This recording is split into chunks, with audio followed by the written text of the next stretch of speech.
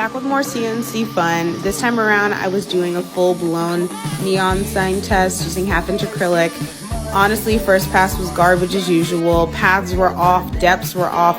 I still don't really know what the problem was. I assume it was the G code because I went back to Fusion, rewrote everything, and it turned out great the second time around. I could immediately see the difference with how it was drawing the paths, the depths it was aiming for. 30 minutes later, the open sign was looking great. Stay tuned. I'll be putting in the lights in my next video.